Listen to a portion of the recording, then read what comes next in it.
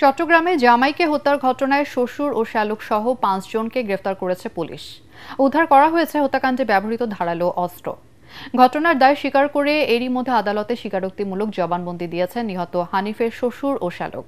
বাকি ৩ জনকে জিজ্ঞাসাবাদের জন্য রিমান্ডে পাঠিয়েছে আদালত। চট্টগ্রাম থেকে সৈয়দ তামিম মাহমুদের রিপোর্ট। এক দৃষ্টিতে তাকিয়ে আছে ৩ বছরের ছোট্ট শিশু হাবিবা। অবুঝ শিশুটি বারবার খুঁজছে তার বাবা মাকে, কিন্তু কদিন আগে তার বাবা হানিফ খুন হয়েছেন নিজের শ্বশুরবাড়িতেই। আর সেই খুনের অভিযোগে আসামি হয়ে জেলে বন্দী তার মা।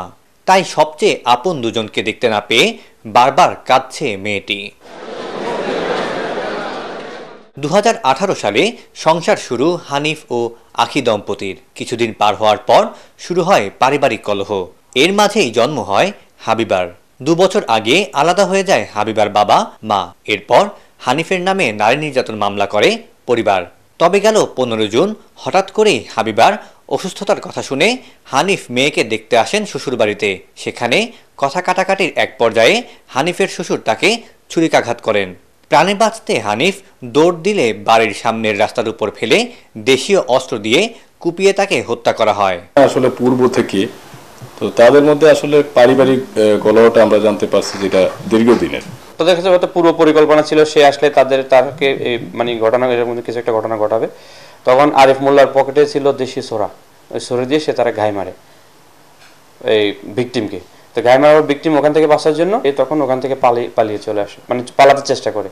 তো পিছন থেকে তাকে ধাওয়া দেয় খোরশেদ মোল্লা, আরিফ মোল্লা এবং আরিফ মোল্লার বন্ধু হচ্ছে বাবু। এই 3 জন তাকে ধাওয়া দিয়ে ওই পর্যপরি ওই একটা গলা চিপে নামে একটা জায়গা আছে, ওখানে ওই জায়গায় হচ্ছে তাকে সোরাঘাত করে এবং ওখানে মৃত্যু নিশ্চিত করে ওখান থেকে পালিয়ে যায়। হানিফকে নির্মমভাবে হত্যা করায় বিস্মিত তার পরিবার।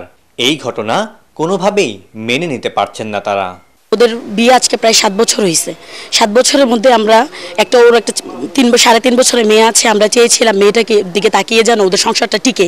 তারপরে পরপরই ওর উপরে কয়েকবারই হামলা করেছিল ওর শ্বশুরবাড়ির লোকজন। খুন করেছে এমনভাবে, এতগুলি 18টা ছুরির গায়ে, একটা সাপলের গায়ে, এগুলি দিয়া আমি চাই খুনির ফাঁসি। গত 15 জুন চট্টগ্রামের বাইজিদ থানাধীন মাঝেরঘোনা এলাকায় ঘটে চাঞ্চল্যকর ও নির্মম এই হত্যাকাণ্ড। সৈয়দ তামিম মাহমুদ, এটিএন বাংলা, চট্টগ্রাম।